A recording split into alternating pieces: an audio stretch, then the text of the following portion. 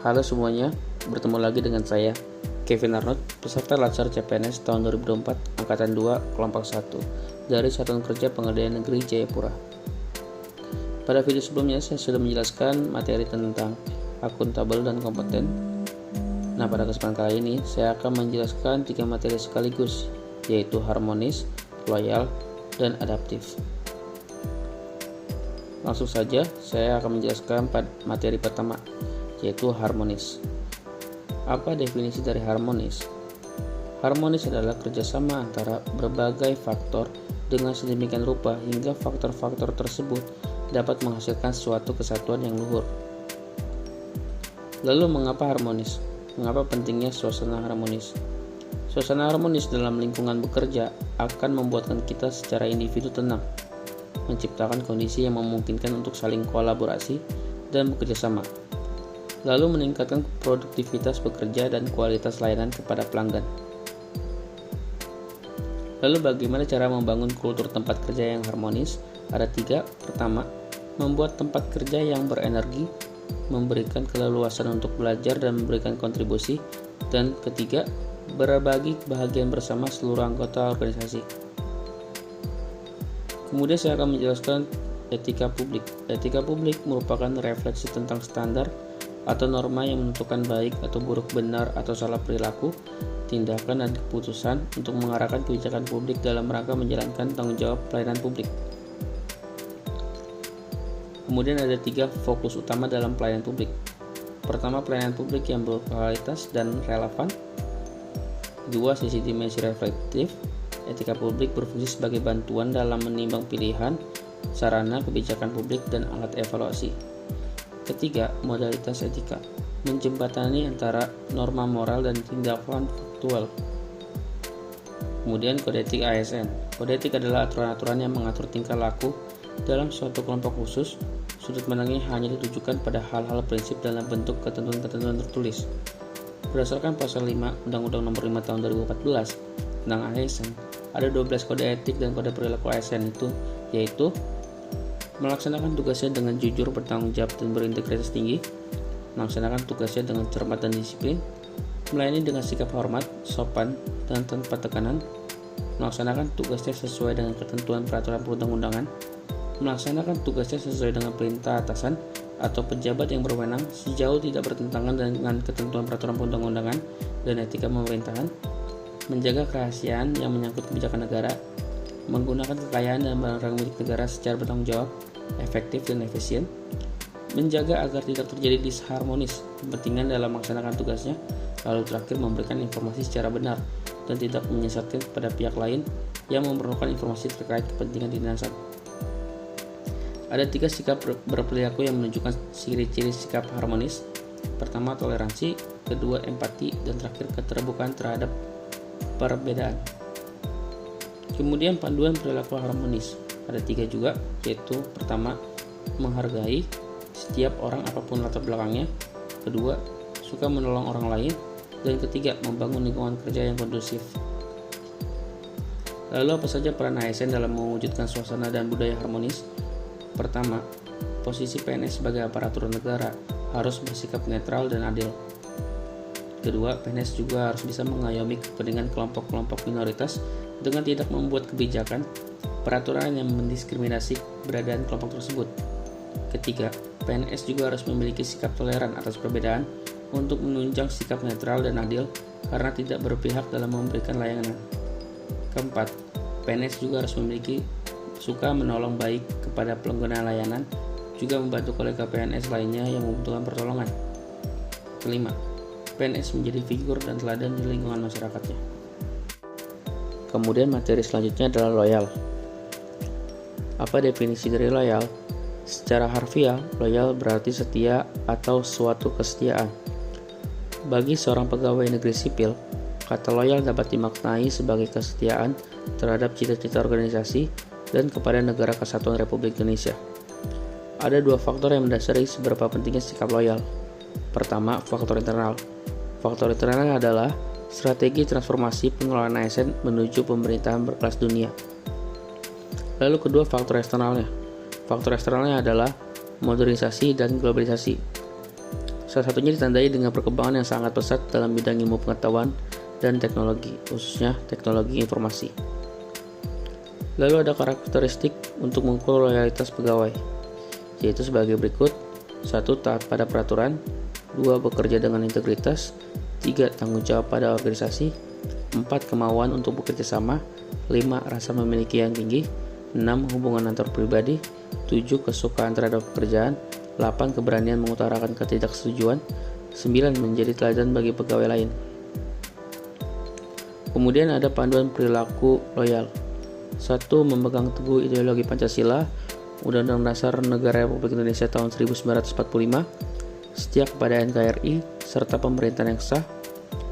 2. Menjaga nama baik sama ASN, pimpinan instansi dan negara. Dan ketiga, menjaga rahasia jabatan dan negara. Selanjutnya ada 5 kata kunci mengaktualisasi panduan perilaku loyal. 1. Komitmen. 2. Dedikasi. 3. Kontribusi. 4. Nasionalisme. Dan 5. Pengabdian. Lalu bagaimana cara membangun perilaku loyal? Ada 5, yaitu membangun rasa kecintaan dan memiliki, meningkatkan kesejahteraan, memenuhi kebutuhan rohani, dan memberikan kesempatan peningkatan karir, serta melakukan evaluasi secara berkala. Lalu bagaimana cara mengimplementasi sikap loyal? Yaitu dengan cara mengimplementasikan nilai-nilai dasar bela negara, yaitu dengan cara cinta tanah air, sadar berbangsa dan bernegara, setia pada Pancasila sebagai ideologi negara, rela berkorban untuk bangsa dan negara, dan kemampuan awal bela negara. Kemudian ada loyal dalam konteks organisasi pemerintah, yaitu ada 4. Di antaranya komitmen pada sumpah atau janji, penegakan disiplin, pelaksanaan fungsi ASN, dan terakhir aktualisasi nilai-nilai Pancasila. Kemudian materi terakhir pada video ini adalah adaptif. Apa definisi dari adaptif? Adaptif adalah karakteristik alami yang dimiliki makhluk hidup untuk bertahan hidup dan menghadapi segala perubahan lingkungan atau ancaman yang timbul. Sukanto memberikan beberapa batasan pengertian dari adaptasi, yakni 1. Proses mengatasi halangan-halangan dari lingkungan. 2. Penyesuaian terhadap norma-norma untuk menyalurkan. 3. Proses perubahan untuk menyesuaikan dengan situasi yang berubah. 4. Mengubah agar sesuai dengan kondisi yang diciptakan. 5. Memanfaatkan sumber-sumber yang terbatas untuk kepentingan lingkungan dan sistem.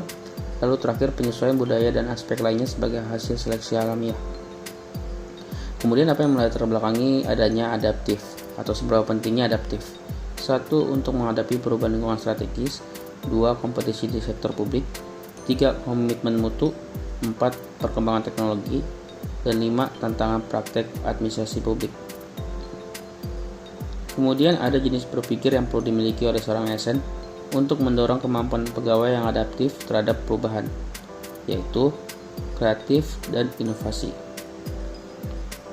Selanjutnya terdapat dimensi-dimensi kreativitas antara lain 1. Fluency, 2. Flexibility, 3. Elaboration, 4. Originality.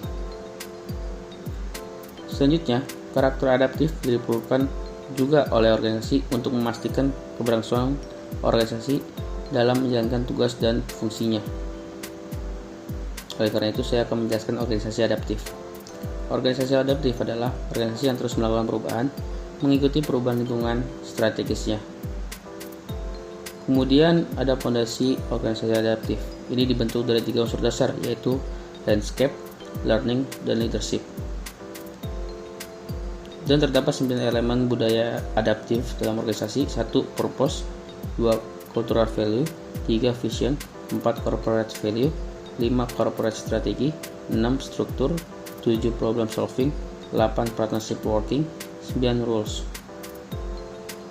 Selanjutnya adaptif sebagai nilai dan budaya ASN. Budaya adaptif dalam pemerintah merupakan budaya organisasi di mana ASN memiliki kemampuan menerima perubahan, termasuk penyelarasan organisasi yang berkelanjutan dengan lingkungannya, juga perbaikan proses internal yang berkesinambungan. Oleh karena itu, adaptif sebagai nilai dan budaya ASN. Namun, daya tahan organisasi juga dipengaruhi oleh pengetahuan. Lalu, untuk memastikan agar organisasi terus memiliki pengetahuan yang mutakhir, organisasi harus melakukan 5 disiplin, yaitu diantaranya Pertama, pegawainya harus terus mengasah pengetahuannya hingga ke tingkat mahir. 2. Pegawainya harus terus berkomunikasi hingga memiliki persepsi yang sama atau gelombang yang sama terhadap suatu visi atau cita-cita yang akan dicapai bersama. 3. Pegawainya memiliki mental model yang mencerminkan realitas yang organisasi ingin wujudkan. 4. Pegawainya perlu selalu sinergis dalam melaksanakan kegiatan untuk mewujudkan visinya. Dan terakhir, pegawainya harus selalu berpikir sistemik, tidak kacamata kuda atau bermental silo. Kemudian terdapat ciri-ciri penerapan budaya adaptif dalam lembaga pemerintah antara lain sebagai berikut. 1. Dapat mengantisipasi dan beradaptasi dengan perubahan lingkungan. 2. Mendorong jiwa kewirausahaan. 3. Memanfaatkan peluang-peluang yang berubah-ubah. 4. Memperhatikan kepentingan-kepentingan yang diperlukan antara instansi mitra, masyarakat, dan sebagainya.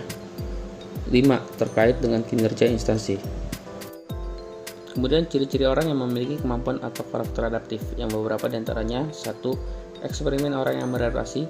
2. Melihat peluang di mana orang lain melihat kegagalan. 3. Memiliki sumber daya. 4. Selalu berpikir ke depan. 5. Tidak mudah mengeluh. 6. Orang yang mudah beradaptasi, tidak menyalahkan. 7. Tidak mencari popularitas. 8. Memiliki rasa ingin tahu. 9. Beradaptasi. 10. Memperhatikan sistem. 11. Membuka pikiran. Dan 12. Memahami apa yang sedang diperjuangkan. Kemudian VUCA. VUCA adalah volatility, uncertainty, complexity, dan ambiguity. Bagaimana seorang ASN dalam menghadapi VUCA? Yaitu dengan cara hadapi volatility dengan vision, hadapi uncertainty dengan understanding, hadapi complexity dengan clarity, lalu hadapi ambiguity dengan agility. Kemudian selanjutnya panduan perilaku atau kode etik adaptif, yaitu ada 3. 1. Dapat menyesuaikan diri menghadapi perubahan. 2. Terus berinovasi dan mengembangkan kreativitas. Dan terakhir, bertindak proaktif. Demikian ketiga materi yang bisa saya sampaikan. Semoga ini bermanfaat untuk kita semua. Mohon maaf bila ada salah pengucapan atau kata-kata. Sampai jumpa lagi di video-video selanjutnya untuk membahas materi-materi berakhlak. Terima kasih banyak.